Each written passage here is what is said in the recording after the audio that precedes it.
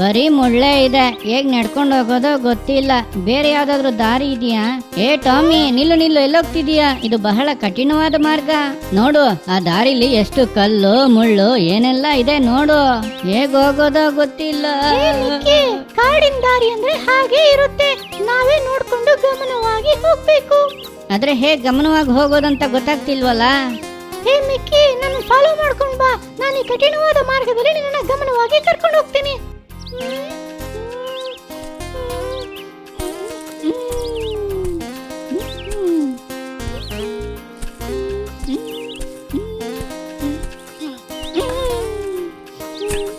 ಬಾ ಮಿಕ್ಕಿ, ಬಾ ನನ್ನ ಜೊತೆ ಬಾ, ನಾನು ಕರ್ಕೊಂಡು ಹೋಗ್ತೀನಿ ನಿನ್ನ. ಏ ಟಾಮಿ, ಇಷ್ಟು ಕಠಿಣವಾದ ಮಾರ್ಗದಲ್ಲಿ ಈಸಿಯಾಗಿ ಬಂದ್ಬಿಟ್ವಿ ಅಲ್ವಾ? ಏ ಮಿಕ್ಕಿ, ಅದು ತುಂಬಾನೇ ಈಸಿ. ನಾವು ಮಾಡುವಂತ ಪ್ರತಿಯೊಂದು ವಿಷಯನೂ ಕಠಿಣವಾಗೇ ಇರುತ್ತೆ. ಸ್ವಲ್ಪ ಜ್ಞಾನದಿಂದ ಕಾರ್ಯ ಮಾಡಿದ್ರೆ ಎಲ್ಲವನ್ನು ಕೂಡ ನಾವು ಈಸಿಯಾಗಿ ಜಯಿಸಬಹುದು. ಜ್ಞಾನವಾಗಿರ್ಬೇಕಂದ್ರೆ ಏನ್ ಮಾಡ್ಬೇಕು? ಹೇ ಮಿಕ್ಕಿ, ಬೈಬಲ್ ಅಲ್ಲಿ ಯೆಹೋವನ ಭಯವೇ ತಿಳುವಳಿಕೆಗೆ ಮೂಲ ಅಂತ ಜ್ಞಾನೋಕ್ತಿಗಳು 1:7 ಹೇಳಲ್ಪಟ್ಟಿದೆ. ಯೇಸಪ್ಪನ್ಗೆ ಭಯಪಟ್ಟು ನಡೆದ್ರೆ ನಮ್ ಜೀವನದಲ್ಲಿ ಎಷ್ಟೇ ಕಷ್ಟದ ಮಾರ್ಗ ಬಂದ್ರು ಅದನ್ನ ನಾವು ಈಸಿಯಾಗಿ ಜಯಿಸಬಹುದು. ಓ ಹಾಗಾ, ಸರಿ ಸರಿ. ಮಿಕ್ಕಿ, ನೀನ್ ಇವಾಗ ಕಠಿಣವಾದ ಮಾರ್ಗವನ್ನ ಹೇಗೆ ಈಸಿಯಾಗಿ ದಾಟೋದು ಅಂತ ತಿಳ್ಕೊಂಡೆ ಅಲ್ವಾ? ಸರಿ, ನಿಮ್ಗೆ ಸ್ಟೋರಿ ಅಂದ್ರೆ ತುಂಬಾ ಇಷ್ಟ ಅಲ್ವಾ?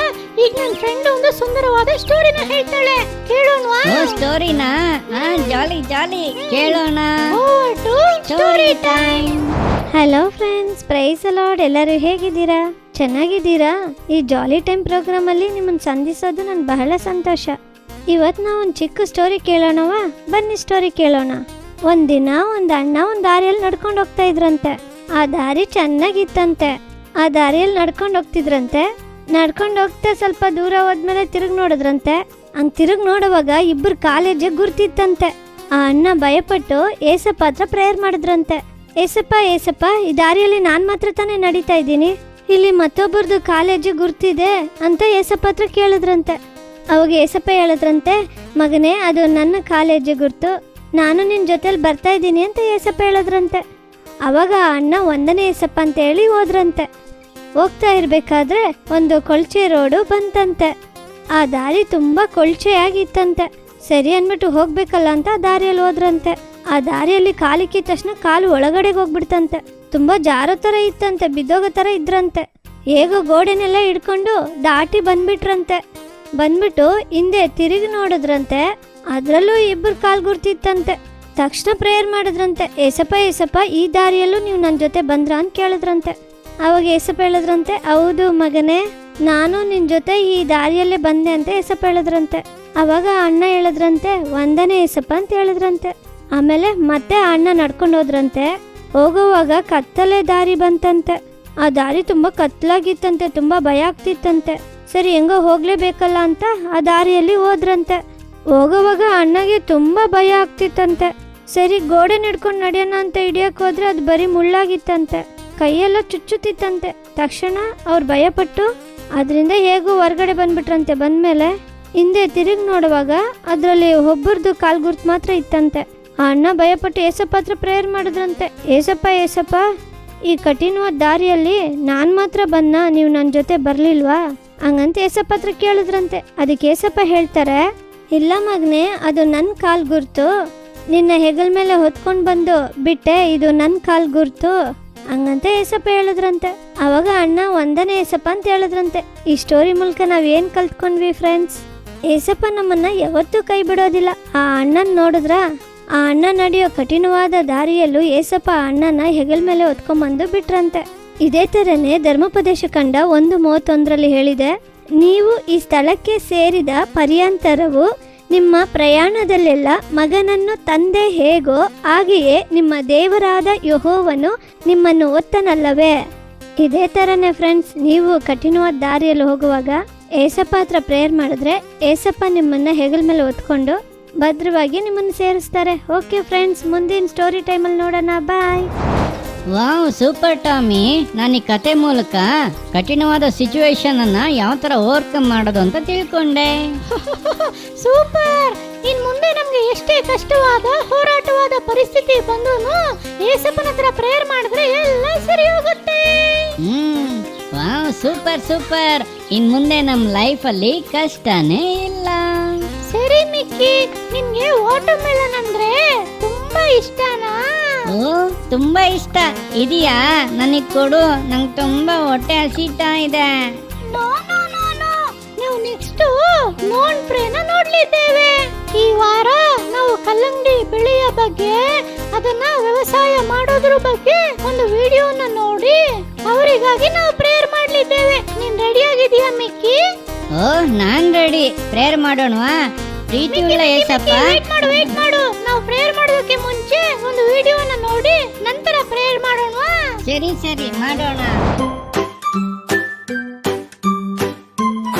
ನಾವು ಸ್ವಲ್ಪ ದಿನಗಳಿಂದ ಕಬ್ಬು ಮತ್ತು ಗೋಧಿ ಬೆಳೆಯ ಬಗ್ಗೆ ತಿಳಿದುಕೊಳ್ಳುತ್ತಿದ್ದೇವೆ. ಇಂದು ಕೂಡ ನಮ್ಮೆಲ್ಲರಿಗೂ ಇಷ್ಟ ಆಗುವಂತ ಕಲ್ಲಂಗಡಿ ವಾಟರ್ ಮೆಲನ್ ಆ ಬೆಳೆಯ ಬಗ್ಗೆ ನೋಡ್ಲಿದ್ದೇವೆ. ಎಲ್ರಿಗೂ ಕಲ್ಲಂಗಡಿ ಹಣ್ಣು ಇಷ್ಟ ಅಲ್ವಾ? ನೋಡೋಣವಾ? ಈ ಕಲ್ಲಂಗಡಿ ಉತ್ಪಾದನೆಯಲ್ಲಿ ಇಂಡಿಯಾ 3ನೇ ಅತಿ ದೊಡ್ಡ ದೇಶ. ನಮ್ಮ ಇಂಡಿಯಾದಲ್ಲಿರುವಂತ ಉತ್ತರ ಪ್ರದೇಶ ರಾಜ್ಯವೇ ಈ ಕಲ್ಲಂಗಡಿ ಉತ್ಪಾದನೆಯಲ್ಲಿ ಮೊದಲ ಸ್ಥಾನದಲ್ಲಿದೆ ಅಂತ ಗಣತಿ ಹೇಳುತ್ತೆ ಮಕ್ಕಳೇ. ದೇಹದ ಉಷ್ಣತೆಯನ್ನು ಕಡಿಮೆ ಮಾಡುವ ಹಣ್ಣಾಗಿಯೂ ಹೃದಯದ ಆರೋಗ್ಯವನ್ನು ಹೆಚ್ಚಿಸುವಂತ ಹಣ್ಣಾಗಿಯೂ ಕಲ್ಲಂಗಡಿ ಇದೆ. ಅದರಲ್ಲೂ ಈ ಹಣ್ಣು ತುಂಬಾನೇ ಟೇಸ್ಟ್ ಆಗಿರುತ್ತೆ. ಈ ಹಣ್ಣನ್ನ ಕಡಿಮೆ ನೀರು, ಕಡಿಮೆ ಗೊಬ್ಬರದೊಂದಿಗೆ ಬೆಳೆಯಬಹುದು. ಈ ಹಣ್ಣಲ್ಲಿ ತುಂಬಾನೇ ವೈಟಮಿನ್ಸ್ ಮತ್ತು ಮಿನರಲ್ಸ್ ಎಲ್ಲ ಇದೆ ಮಕ್ಕಳೇ.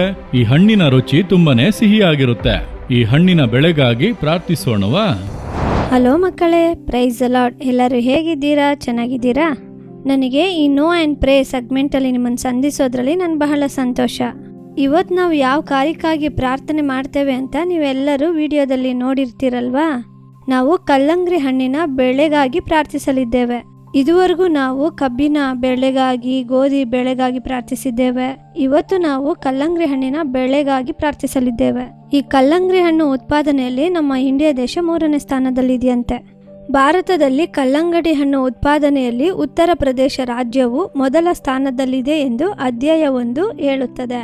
ಈ ಸಮ್ಮರ್ ಸೀಸನಲ್ಲಿ ನಮ್ಮ ಶರೀರ ಎಲ್ಲ ತುಂಬ ಬಿಸಿ ಆಗುತ್ತಲ್ವಾ? ನಾವು ಈ ಕಲ್ಲಂಗಡಿ ಹಣ್ಣು ತಿನ್ನೋದ್ರಿಂದ ನಮ್ಮ ಶರೀರದ ಹೀಟ್ನ ಕಡಿಮೆ ಮಾಡುತ್ತೆ ಅಂತ ಹೇಳ್ತಾರೆ. ಅದು ಮಾತ್ರ ಅಲ್ಲ ಮಕ್ಕಳೇ, ನಮ್ಮ ಹೃದಯದ ಆರೋಗ್ಯಕ್ಕೂ ಇದು ತುಂಬ ಉಪಯೋಗವಂತೆ. ಈ ಕಲ್ಲಂಗಡಿ ಉತ್ಪಾದನೆಗೆ ಕಡಿಮೆ ನೀರು ಮತ್ತು ಕಡಿಮೆ ಗೊಬ್ಬರ ಮಾತ್ರ ಬೇಕಾಗಿರುತ್ತಂತೆ. ಅದು ಮಾತ್ರವಲ್ಲ, ಈ ಕಲ್ಲಂಗಡಿಯನ್ನು ನಾವು ತಿನ್ನೋದ್ರಿಂದ ತುಂಬ ವಿಟಮಿನ್ಸ್, ಮಿನರಲ್ಸ್ ಎಲ್ಲ ಸಿಗುತ್ತಂತೆ. ನೋಡಿದ್ರ ಮಕ್ಕಳೇ, ಈ ಕಲ್ಲಂಗಡಿ ಹಣ್ಣು ನಮ್ಮ ಶರೀರಕ್ಕೆ ಎಷ್ಟೆಲ್ಲ ಉಪಯೋಗವಿದೆ. ನಮಗೆ ಇಷ್ಟು ಉಪಯೋಗವಾಗಿರುವ ಈ ಕಲ್ಲಂಗಡಿ ಹಣ್ಣು ಬೆಳೆಗಾಗಿ ನಾವು ಪ್ರಾರ್ಥಿಸಬೇಕು. ಎಲ್ಲರೂ ಕಣ್ಗಳನ್ನು ಮುಚ್ಚಿ ಏಸಪ್ಪನ ನೋಡಿ ಪ್ರಾರ್ಥಿಸೋಣವಾ? ಪ್ರೀತಿಯ ಪರಲೋಕದ ತಂದೆಯೇ, ಅಪ್ಪ, ಈ ಸಮಯಕ್ಕಾಗಿ ನಿಮಗೆ ವಂದನೆ ಸಲ್ಲಿಸುತ್ತೇವಪ್ಪ. ದೇವರೇ, ಈ ಸಮಯದಲ್ಲಿ ನಮ್ಮ ದೇಶದಲ್ಲಿ ಉತ್ಪತ್ತಿ ಆಗೋ ಕಲ್ಲಂಗಡಿ ಹಣ್ಣಿಗಾಗಿ ನಿಮಗೆ ವಂದನೆ ಅಪ್ಪ. ನೀವು ಕೊಟ್ಟಿರೋ ಒಳ್ಳೆ ಫಲಗಳಿಗಾಗಿ ನಿಮಗೆ ವಂದನೆ ದೇವರೇ. ನೀವು ಅದನ್ನು ಆಶೀರ್ವದಿಸಿರಿ. ನಮ್ಮ ದೇಶದಲ್ಲಿ ಅಧಿಕವಾಗಿ ಅದನ್ನು ಉತ್ಪತ್ತಿ ಮಾಡುವಂತೆ ಕೃಪೆ ಮಾಡಿರಿ. ನಮ್ಮ ದೇಶದಲ್ಲಿರುವ ರೈತರಿಗಾಗಿ ಪ್ರಾರ್ಥಿಸುತ್ತೇವೆ. ಅವರಿಗೆ ತಕ್ಕ ಬಲವನ್ನು ಕೊಡಿರಿ. ಆರ್ಥಿಕವಾಗಿ ನೀವು ಅವರನ್ನು ಆಶೀರ್ವದಿಸಿ ಉನ್ನತಿಸಬೇಕಾಗಿ ಪ್ರಾರ್ಥಿಸುತ್ತೇವಪ್ಪ. ಅಪ್ಪ, ಈ ಬೆಳವಣಿಗೆಗೆ ನೀವೆಲ್ಲ ಕಾಲವನ್ನು ಸರಿ ಮಾಡಿ ಕೊಡಬೇಕಾಗಿ ಪ್ರಾರ್ಥಿಸುತ್ತೇವೆ. ಈಗ ಈ ಕಾರ್ಯಕ್ಕಾಗಿ ನಮ್ಮ ಮಧ್ಯದಲ್ಲಿರುವ ಜಸ್ಲಿನೊಂದಿಗೆ ಸೇರಿ ಪ್ರಾರ್ಥಿಸೋಣ. ಪ್ರೀತಿಯುಳ್ಳ ಏಸಪ್ಪ, ದಿನವನ್ನು ಕೊಟ್ಟದಕ್ಕಾಗಿ ನಿಮಗೆ ಸ್ತೋತ್ರ ಏಸಪ್ಪ. ಈ ದಿವಸ ಕಲ್ಲಂಗಡಿ ವ್ಯವಸಾಯಕ್ಕೋಸ್ಕರ ನಾವು ಪ್ರಾರ್ಥನೆ ಮಾಡ್ತೀವಿ ಏಸಪ್ಪ. ಏಸಪ್ಪ, ಕಲ್ಲಂಗಡಿ ಹಣ್ಣನ್ನು ನೀವು ನಮಗೆ ಕೊಟ್ಟದಕ್ಕಾಗಿ ವಂದನೆ ಹೇಳ್ತೀವಿ ಏಸಪ್ಪ. ದೇವರೇ, ಇದನ್ನು ನಮಗೆ ಆಶೀರ್ವಾದವಾಗಿ ಇಟ್ಟಿರೋದಕ್ಕಾಗಿ ನಿಮಗೆ ವಂದನೆ ಏಸಪ್ಪ. ಇದನ್ನು ಬೆಳೆಯುವಂಥ ಪ್ರತಿಯೊಬ್ಬ ರೈತರನ್ನು ನೀವು ಆಶೀರ್ವದಿಸಬೇಕಾಗಿ ಬೇಡ್ತಾ ಇದ್ದೀನಿ ಏಸಪ್ಪ. ನಮ್ಮ ದೇಶಕ್ಕೆ ಆಶೀರ್ವಾದವಾಗಿ ಬದಲಾಯಿಸಿ ಕೊಡಿಯಪ್ಪ ಏಸಪ್ಪ. ನೀವು ನಮಗೆ ಈ ಕಲ್ಲಂಗಡಿ ಹಣ್ಣನ್ನು ನಮಗೆ ಕೊಟ್ಟದಕ್ಕಾಗಿ ನಾವು ನಿಮಗೆ ವಂದನೆ ಹೇಳ್ತೇವೆ. ಯೇಸುವಿನ ನಾಮದಲ್ಲಿ ಪ್ರಾರ್ಥಿಸುತ್ತೇವೆ, ನಮ್ಮ ಒಳ್ಳೆಯ ತಂದೆ, ಆಮೇನ್. ಸರಿ ಮಕ್ಕಳೇ, ನಾವು ಈಗ ಕಲ್ಲಂಗಡಿ ಹಣ್ಣಿಗಾಗಿ ಪ್ರಾರ್ಥಿಸಿದ್ದೇವೆ. ನಂತರ ನಾವು ಮುಖ್ಯವಾದ ಒಂದು ಕಾರ್ಯಕ್ಕಾಗಿ ಪ್ರಾರ್ಥಿಸಲಿದ್ದೇವೆ. ಯಾವುದಕ್ಕಾಗಿ ಅಂದರೆ ಮೋಹನ್ ಅಂಕಲ್ಗೆ ದೇವರು ಕೊಟ್ಟಿರುವ ಉದ್ದೇಶಕ್ಕಾಗಿ ಪ್ರಾರ್ಥಿಸಲಿದ್ದೇವೆ. ಅದು ಯಾವ ಉದ್ದೇಶ ಅಂದರೆ 50 ಕೋಟಿ ಜನರಿಗೆ ಸುವಾರ್ತೆ ಸಾರಲ್ಪಡಬೇಕು. 5 ಕೋಟಿ ಜನರನ್ನು ಆದಾಯ ಮಾಡಿಕೊಳ್ಳಬೇಕು. ಅದರಲ್ಲೂ ಏಸಪ್ಪ ಚಿಕ್ಕ ಮಕ್ಕಳ ಸೇವೆಗಾಗಿ ಒಂದು ವಿಶೇಷ ದರ್ಶನವನ್ನು ಕೊಟ್ಟಿದ್ದಾರೆ. ಅದು ಏನಂತ ನೋಡೋದಾದ್ರೆ 10 ಕೋಟಿ ಚಿಕ್ಕ ಮಕ್ಕಳಿಗೆ ಸುವಾರ್ತೆ ಸಾರಲ್ಪಡಬೇಕು. ಅದರಲ್ಲಿ 1 ಕೋಟಿ ಮಕ್ಕಳನ್ನು ಆದಾಯ ಮಾಡಿಕೊಳ್ಳಬೇಕು. ನೋಡಿದ್ರೆ ಏಸಪ್ಪ ನಮ್ಮನ್ನು ನಂಬಿ ಎಷ್ಟು ದೊಡ್ಡ ಉದ್ದೇಶ ಕೊಟ್ಟಿದ್ದಾರೆ. ಇದು ಆತನ ತೀರ್ಮಾನದ ಪ್ರಕಾರ, ಆತನ ಚಿತ್ತದ ಪ್ರಕಾರ ನೆರವೇರಬೇಕಂತ ಪ್ರಾರ್ಥಿಸಬೇಕು. ಎಲ್ಲರೂ ಕಣ್ಣುಗಳನ್ನು ಮುಚ್ಚಿ ತುಂಬಾ ಭಾರದಿಂದ ಏಸಪ್ಪನ ದೃಷ್ಟಿಸಿ ಪ್ರಾರ್ಥಿಸೋಣವಾ? ಪ್ರೀತಿಯ ಪರಲೋಕದ ತಂದೆಯೇ, ಅಪ್ಪ ಈ ಒಳ್ಳೆ ಸಮಯಕ್ಕಾಗಿ ನಿಮಗೆ ವಂದನೆ ದೇವರೇ. ಅಪ್ಪ, ನಮ್ಮನ್ನು ಉತ್ತಮರೆಂದು ಎಣಿಸಿ ನೀವು ಈ ಸೇವೆಯನ್ನು ನಮಗೆ ಕೊಟ್ಟಿದ್ದೀರಿ.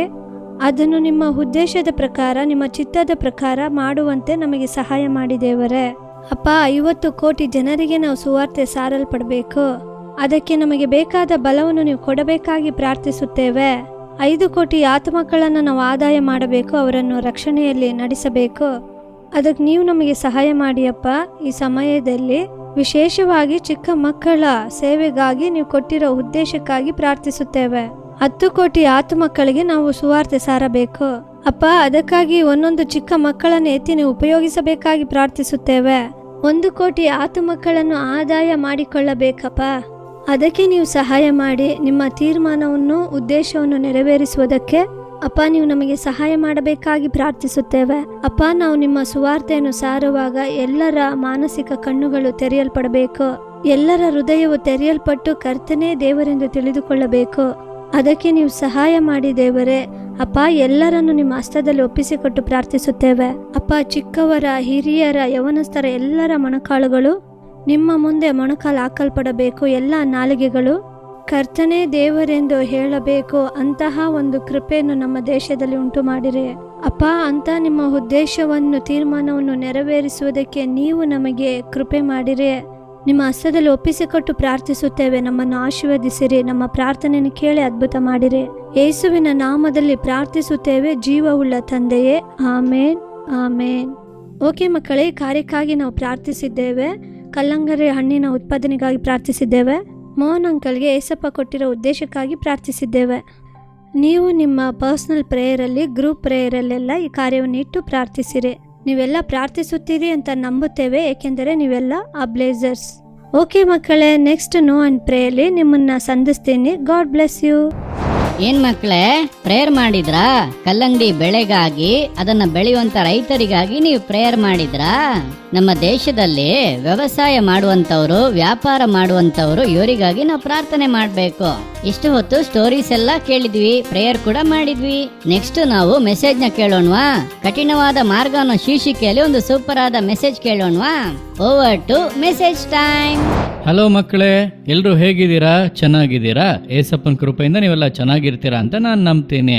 ಕಠಿಣವಾದ ಮಾರ್ಗ ಅನ್ನೋ ಶೀರ್ಷಿಕೆಯಲ್ಲಿ ನಾವು ಅನೇಕ ಕಾರ್ಯಗಳನ್ನ ಧ್ಯಾನಿಸ್ತಾ ಇದ್ದೇವೆ, ಹೌದಲ್ಲ? ಬೈಬಲ್ ಅಲ್ಲಿ ಏಸಪ್ಪ ಕಠಿಣವಾದ ಮಾರ್ಗದ ಬಗ್ಗೆ ಅನೇಕ ಕಾರ್ಯಗಳನ್ನ ಹೇಳಿದ್ದಾರೆ. ಅದರಲ್ಲಿ ಒಂದೇ ಒಂದು ವಾಕ್ಯವನ್ನು ನಾವು ಇವತ್ತು ಧ್ಯಾನಿಸಲಿದ್ದೇವೆ. ಧ್ಯಾನಿಸಿ ಒಂದು ಚಿಕ್ಕ ಕಥೆ ಕೇಳಿ ಪ್ರಾರ್ಥಿಸಿ ಮುಗಿಸಲಿದ್ದೇವೆ. ಈ ವಾಕ್ಯವನ್ನು ನಾನು ಓದ್ತೀನಿ.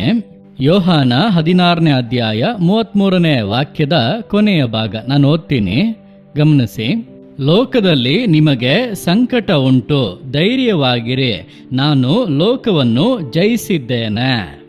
ಏಸಪ್ಪ ನಮ್ಮನ್ನು ನೋಡಿ ಹೇಳ್ತಾ ಇದ್ದಾರೆ, ಲೋಕದಲ್ಲಿ ನಿಮಗೆ ಸಂಕಟಗಳು ಉಂಟು, ಕಷ್ಟಗಳು ಉಂಟು, ಉಪದ್ರವಗಳು ಉಂಟು, ಆದರೂ ಧೈರ್ಯಗೊಳ್ಳಿರಿ, ನಾನು ಲೋಕವನ್ನು ಜಯಿಸಿದ್ದೇನೆ.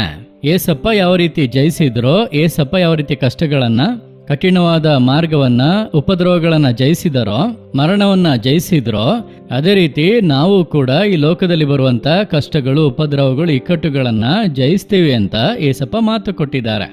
ಅನೇಕ ಸಮಯಗಳಲ್ಲಿ ನಾವು ಎಕ್ಸಾಮ್ ಅಲ್ಲಿ ಫೇಲ್ ಆದ್ರೆ ಅದು ಕಠಿಣವಾದ ಮಾರ್ಗವಾಗಿ ಇರುತ್ತೆ. ಕೆಲವೊಮ್ಮೆ ನಿಷ್ಕಾರಣವಾಗಿ ನಿಮ್ಮ ಸ್ನೇಹಿತರು, ನಿಮ್ಮ ಅಪ್ಪ ಅಮ್ಮ ನಿಮ್ಮನ್ನ ಹಾಗೆ ಮಾಡಿದ್ರು, ದಂಡಿಸಿದ್ರು ಅಂತ ಹೇಳಿದ್ರೆ ಅದು ನಮಗೆ ಬಹಳ ಕಷ್ಟದ ಕಾರ್ಯವಾಗಿ ಇರುತ್ತೆ. ಬೈಬಲ್ ಅಲ್ಲಿ ಒಂದು ಸಂಭವ ಇದೆ. ಏನಂತಂದ್ರೆ, ಕಾರಣವೇ ಇಲ್ಲದೆ ಒಬ್ಬ ವ್ಯಕ್ತಿಯನ್ನ ಬೈತಾ ಇದ್ದಾರೆ. ಯಾರು ಗೊತ್ತಾ? ದಾವೀದನು. ಇದು ಎಲ್ಲಿದೆ ಅಂತಂದ್ರೆ 2 ಸಮುವೇಲನು 16ನೇ ಅಧ್ಯಾಯದಲ್ಲಿ ಇದೆ. 5ನೇ ವಾಕ್ಯದಿಂದ ನೀವು ಮುಂದುವರೆದು ಓದೋದಾದ್ರೆ ಈ ಕಥೆ ನಿಮ್ಗೆ ಚೆನ್ನಾಗಿ ಅರ್ಥ ಆಗುತ್ತೆ. ದಾವೀದ ರಾಜನ ಬಗ್ಗೆ ನಿಮ್ಗೆ ಗೊತ್ತು. ಸೌಲನ ನಂತರ ದೇವರು ದಾವೀದನನ್ನ ರಾಜನಾಗಿ ಅಭಿಷೇಕ ಮಾಡಿ ಉಪಯೋಗಿಸಿದ್ರು. ಅವನು ರಾಜನಾದ ನಂತರ ದಾವೀದನ ಮಗನಾಗಿದ್ದಂತ ಅಬ್ಸಲೋಮ ಏನ್ ಮಾಡ್ದ ಗೊತ್ತಾ? ನಾನೇ ರಾಜ ಆಗ್ಬೇಕು ಅಂತ ಅನ್ಕೊಂಡು ಒಂದು ಗುಂಪನ್ನ ಕಟ್ಕೊಂಡು ಯುದ್ಧ ಮಾಡ್ಲಿಕ್ಕೆ ಸಿದ್ಧವಾದ. ಈಗ ದಾವೀದ ತನ್ನ ಮಗನಾದಂತ ಅಬ್ಸಲೋಮನಿಗೆ ಭಯಪಟ್ಟು ಅವನ ಜನರೊಟ್ಟಿಗೆ ಬೇರೆ ಕಡೆಗೆ ಹೋಗ್ತಾ ಇದ್ದಾನೆ. ಈಗ ದಾವೀದ ಹೋಗ್ತಾ ಇದ್ದಾನೆ, ಅವನ ಜೊತೆಗೆ ಅವನ ಸೈನ್ಯದ ಎಲ್ಲ ವೀರರು ಕೂಡ ಹೋಗ್ತಾ ಇದ್ದಾರೆ. ಲೆಫ್ಟ್ ಸೈಡಲ್ಲಿ, ರೈಟ್ ಸೈಡಲ್ಲಿ ಎಲ್ಲ ಕಡೆ ಇದ್ದಾರೆ. ಆತರ ಹೋಗ್ತಾ ಇರ್ಬೇಕಾದ್ರೆ ಸೌಲನ ಬಂಧು ಆಗಿದ್ದಂಥವನು, ಹಳೆ ರಾಜ ಸೌಲ ಇದ್ದಾನಲ್ವಾ, ಅವನ ಬಂಧುಗಳಲ್ಲಿ ಒಬ್ಬನು ದಾವೀದ ರಾಜನನ್ನ ನೋಡಿ ಹೀನೈಸ್ತಾ ಇದ್ದಾನೆ. ಅವನ ನೋಡಿ ಬೈತಾ ಇದ್ದಾನೆ. ಏನಂತ ಬೈತಾ ಇದ್ದಾನೆ ಗೊತ್ತಾ? ಕಲ್ಲೆಲ್ಲ ತಗೊಂಡು ಹೊಡಿತಾ ಇದ್ದಾನೆ. ನೀನು ರಕ್ತ ಸುರಿಸಿದವನು, ನೀನು ಕೊಲೆಗಾರನು, ನೀನು ನೀಚನು, ನೀನು ಹಾಗೆ ಹೀಗೆ ಅಂತ ಬಾಯಿಗೆ ಬಂದಂಗೆ ಬೈತಾ ಇದ್ದಾನೆ. ಬೈಯೋದ್ ಮಾತ್ರ ಅಲ್ದಲೆ ಅವನ ಮೇಲೆ ಕಲ್ಲನ್ನೆಲ್ಲ ಎಸಿತಾ ಇದ್ದಾನೆ ಮಕ್ಕಳೇ. ಕಲ್ ತಗೊಂಡು ಎಸಿತಾ ಇದ್ದಾನೆ, ದಾವಿದನ ಮೇಲೆ ಎಸಿತಾ ಇದ್ದಾನೆ, ಅವನ ಜೊತೆ ಇದ್ದಂತ ಎಲ್ಲ ಜನರ ಮೇಲೆ ಎಸಿತಾ ಇದ್ದಾನೆ. ಈಗ ದಾವಿದನ ಜೊತೆ ಒಂದು ದೊಡ್ಡ ಗುಂಪೆ ಇದೆ, ಆದ್ರೆ ಇವನು ಒಬ್ಬಂಟಿಯಾಗಿದ್ಕೊಂಡು ಕಲ್ಲೆಸಿತಾ ಇದ್ದಾನೆ, ಅವನನ್ನ ತುಚ್ಛವಾಗಿ ಮಾತಾಡ್ತಾ ಇದ್ದಾನೆ, ಕೆಟ್ಟ ಕೆಟ್ಟ ಮಾತಲ್ಲಿ ಬೈತಾ ಇದ್ದಾನೆ, ಅಸಹ್ಯವಾಗಿ ಅವನ್ನ ದೂಷಿಸ್ತಾ ಇದ್ದಾನೆ. ಆ ಸಮಯದಲ್ಲಿ ಅಭಿಷೈ ಎನ್ನುವಂತ ಒಬ್ಬ ರಣಶೂರನು, ಅವನು ದಾವಿದನ ಜೊತೆಲಿದ್ದಾನೆ. ಅವನು ಕೇಳ್ತಾ ಇದ್ದಾನೆ, ರಾಜ ಹ್ಞೂ ಅಂತ ಒಂದು ಮಾತು ಹೇಳಿ, ಇವನನ್ನ ಸತ್ತ ನಾಯನ ಕೊಂದು ಹಾಕ್ತೀನಿ ಅಂತ ಬಹಳ ಕೋಪದಲ್ಲಿ ಹೇಳ್ತಾ ಇದ್ದಾನೆ. ಬೇಡ ಬೇಡ ಬಿಟ್ಬಿಡು, ಬೇಡ ಬಿಟ್ಬಿಡು, ಕರ್ತನೆ ಅವನು ನನ್ನನ್ನು ದೂಷಿಸ್ಲಿಕ್ಕೆ ಆಜ್ಞಾಪಿಸಿರ್ತಾರೆ. ಆದ್ರಿಂದಲೇ ಈ ವ್ಯಕ್ತಿ ಶಿಮ್ಮಿ ಅನ್ನುವಂಥ ವ್ಯಕ್ತಿ ನನ್ನನ್ನು ದೂಷಿಸ್ತಾ ಇದ್ದಾನೆ. ಒಂದು ವೇಳೆ ಕರ್ತನೆ ಇವನು ನನ್ನ ದೂಷಿಸ್ಲಿಕ್ಕೆ ಆಜ್ಞಾಪಿಸಿ ಆ ದೂಷಣೆ ನನ್ನ ಮೇಲೆ ಬರ್ತಾ ಇರೋದ್ರಿಂದ ಕರ್ತನೆ ನನಗೆ ದಯೆಯನ್ನ ತೋರಿಸ್ತಾನೆ, ನನಗೆ ಆತನ ಕೃಪೆಯನ್ನ ತೋರಿಸ್ತಾನೆ ಎಂಬುದಾಗಿ ದಾವಿದನು ಹೇಳ್ತಾ ಇದ್ದಾನೆ. ನಾನು ಆ ವಾಕ್ಯವನ್ನ ಓದ್ಲಾ? 12ನೇ ವಾಕ್ಯದಲ್ಲಿ ನಾನು ಓದ್ತೀನಿ ನೋಡಿ.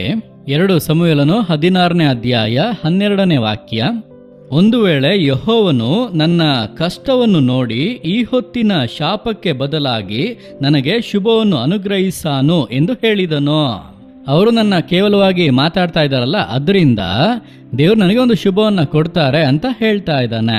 ಹಾಗಾದ್ರೆ ನೀವು ಯೋಚಿಸಿ ನೋಡಿ, ದಾವಿದ ಎಷ್ಟು ದೊಡ್ಡ ರಾಜ, ಅವನ ಪಕ್ಕದಲ್ಲಿ ಬಲಿಷ್ಠವಾದ ಸೈನಿಕರು, ರಣಶೂರರೆಲ್ಲ ಇರ್ತಾರೆ. ದಾವಿದ ಹೂ ಅಂತ ಅಂದಿದ್ರೆ, ಕಣ್ಣನ್ನ ಈ ತರ ತೋರಿಸಿದ್ರೆ ಸಾಕಿತ್ತು, ಅಲ್ಲಿದ್ದ ಸೈನಿಕರು ಅವನ ತಲೆಯನ್ನ ಕತ್ತರಿಸ್ತಾ ಇದ್ರು, ರಣಶೂರರು ಅವನ್ನ ಕೊಂದಾಕ್ತಾ ಇದ್ರು. ಆದ್ರೆ ಅವನ ಹತ್ರ ಮಾಡ್ಲಿಲ್ಲ. ಆ ಸಮಯದಲ್ಲಿ ಕೂಡ ಅವನು ದೇವರನ್ನ ಆಶ್ರಯಿಸಿಕೊಂಡು ಇದ್ದನು. ಕರ್ತನು ನನಗೆ ಕೃಪೆಯನ್ನ ತೋರಿಸ್ತಾನೆ, ಅವನು ನನ್ನನ್ನು ಶಪಿಸ್ತಾ ಇರೋದ್ರಿಂದ ನನಗೆ ದಯೆಯನ್ನ ತೋರಿಸಿ ನನಗೊಂದು ಶುಭವನ್ನ ಕೊಡ್ತಾರೆ ಎಂಬುದಾಗಿ ಹೇಳ್ತಾ ಇದ್ದಾನೆ. ಈಗ ನೀವು ಕಾರಣವೇ ಇಲ್ಲದೆ ಕಷ್ಟ ಪಡ್ತಾ ಇದ್ದೀರಾ? ಕಾರಣವೇ ಇಲ್ಲದೆ ಕಠಿಣವಾದ ಮಾರ್ಗದಲ್ಲಿ ಹೋಗ್ತಾ ಇದ್ದೀರಾ? ಕಾರಣವೇ ಇಲ್ಲದೆ ನಿಮ್ಮ ಸ್ನೇಹಿತರು, ನಿಮ್ಮ ಅಪ್ಪ ಅಮ್ಮ, ನಿಮ್ಮ ಟೀಚರ್ಸ್, ಬಂಧುಗಳು ನಿಮ್ಮನ್ನು ಅರ್ಥ ಮಾಡ್ಕೊಳ್ದಲ್ಲೇ ಬೈತಾ ಇದ್ದಾರಾ? ಯಾವುದಕ್ಕೂ ಚಿಂತಿಸಬೇಡಿ. ಇದರ ನಂತರ ದೇವ್ರು ನಿಮಗೆ ಒಂದು ಶುಭವನ್ನ ಕೊಡ್ತಾರೆ. ಸರಿನಾ? ಕಣ್ಮುಚ್ಚಿ ನಾವು ಪ್ರಾರ್ಥನೆ ಮಾಡೋಣವಾ? ಏಸಪ್ಪ, ನಾನು ಯಾವ ರೀತಿ ಉಪದ್ರವದ ಮಾರ್ಗದಲ್ಲಿ ಹೋದರೂ ಕೂಡ ನಾನು ನಿಮ್ಮ ಮಗುವಾಗಿ ಇರಬೇಕು, ನಿಮ್ಗೆ ಮೆಚ್ಚುಗೆಯಾಗಿ ನಡೀಬೇಕು, ನಾನು ನಿಮ್ಮನ್ನೇ ಆಶ್ರಯಿಸಿಕೊಳ್ಬೇಕು ಏಸಪ್ಪ ಅಂತ ಕಣ್ಮುಚ್ಚಿ ಏಸಪ್ಪನ ಹತ್ರ ಹೇಳ್ತೀರಾ? ಏಸಪ್ಪ ಇವತ್ತು ನಿಮ್ಗೆ ಹೊಸ ಒಂದು ಕೃಪೆಯನ್ನ, ಶುಭವನ್ನ, ಅಭಿಷೇಕವನ್ನ, ಬಲವನ್ನ ಕೊಡ್ತಾರೆ. ಈಗ ಕಣ್ಮುಚ್ಚಿ ಪ್ರಾರ್ಥಿಸೋಣವಾ? ದೇವರೇ, ಈ ದಿನಕ್ಕಾಗಿ ಸ್ತೋತ್ರ ಅಪ್ಪ. ನನ್ನೊಂದಿಗೆ ಸೇರಿ ಇಕ್ಕಟ್ಟಿನ ಮಾರ್ಗದಲ್ಲಿ, ಕಠಿಣವಾದಂತ ಮಾರ್ಗದಲ್ಲಿ, ಕಣ್ಣೀರಿನ ಮಾರ್ಗದಲ್ಲಿ ಇರುವಂತ ಒಬ್ಬೊಬ್ಬರೊಂದಿಗೆ ಸೇರಿ ನಾನು ಪ್ರಾರ್ಥನೆ ಮಾಡ್ತೇನೆ ದೇವರೇ. ಅವರ ಇಕ್ಕಟ್ಟುಗಳು ಬದಲಾಗಲಿ ದೇವರೇ. ದೇವರೇ, ಕಾರಣವೇ ಇಲ್ಲದೆ ಗಾಯಗೊಳ್ಳುತ್ತಾ ಇದ್ದಾರೆ, ಕಾರಣವೇ ಇಲ್ಲದೆ ವೇದನೆಯನ್ನು ಅನುಭವಿಸ್ತಾ ಇದ್ದಾರಪ್ಪ. ನೀವು ಯಾವ ರೀತಿ ಲೋಕವನ್ನ ಜಯಿಸಿದ್ರೋ ಅದೇ ರೀತಿ ನಾವು ಕೂಡ ನಮ್ಮೊಂದಿಗೆ ಸೇರಿ ಪ್ರಾರ್ಥಿಸ್ತಾ ಇರುವಂತ ಪ್ರತಿಯೊಬ್ಬೊಬ್ಬರು ಕೂಡ ಲೋಕವನ್ನ ಜಯಿಸಬೇಕು ದೇವರೇ. ನೀವು ಜಯಿಸಿದಂತೆ ನಾವು ಕೂಡ ಲೋಕವನ್ನು ಜಯಿಸಬೇಕು ದೇವರೇ, ಉಪದ್ರವಗಳನ್ನು ಜಯಿಸಬೇಕು ದೇವರೇ. ದೇವರೇ, ಆ ಕೃಪೆಯನ್ನು ನೀವು ಕೊಡಿರಿ ದೇವರೇ. ಆ ಕೃಪೆಯಿಂದ ನೀವು ತುಂಬಿಸ್ತಾ ಇರೋದಕ್ಕಾಗಿ ಸ್ತೋತ್ರ. ಯೇಸುವಿನ ನಾಮದಲ್ಲಿ ಪ್ರಾರ್ಥಿಸುತ್ತೇವೆ ತಂದೆಯೇ, ಆಮೇನ್. ಓಕೆ ಮಕ್ಕಳೇ, ಭಯಪಡಬೇಡಿ. ಏಸಪ್ಪ ಉಪದ್ರವವನ್ನ ಜಯಿಸಿದ್ರು, ನಾವು ಕೂಡ ಜಯಿಸ್ತೀವಿ. ಬಾಯ್. ಮಿಕ್ಕಿ, ನಾವಿವಾಗ ಮೆಸೇಜ್ ಮೂಲಕ ತುಂಬಾ ವಿಷಯಗಳನ್ನ ತಿಳ್ಕೊಂಡ್ವಿ ಅಲ್ವಾ? ಕಠಿಣವಾದ ಮಾರ್ಗ ನಮ್ಮೆಲ್ಲರ ಜೀವಿತದಲ್ಲೂ ಬರುತ್ತೆ, ಅದನ್ನ ನಾವು ಜಯಿಸಬೇಕು. ಹೌದು ಹೌದು, ಏಸಪ್ಪ ನಮ್ಗೆ ಕಠಿಣವಾದ ಮಾರ್ಗವನ್ನ ಜಯಿಸುವಂತ ಜ್ಞಾನವನ್ನು, ಬಲವನ್ನು ಕೊಡ್ತಾರೆ. ಈ ವಾರದ ಜಾಲಿ ಟೈಮ್ ನಿಮ್ಗೆ ಆಶೀರ್ವಾದವಾಗಿತ್ತಂತ ನಂಬ್ತೀವಿ. ನೆಕ್ಸ್ಟ್ ವೀಕ್ ಇನ್ನೊಂದು ಜಾಲಿ ಟೈಮ್ ನಿಮ್ಮನ್ನ ಸಂಧಿಸ್ತೀವಿ. ಅಲ್ಲಿವರೆಗೂ bye bye. Jolly time Jesus redeems ministries, Nalumavadi, Thoothukudi district 628211. For 24 hours prayer support, call 08035454545. God bless you.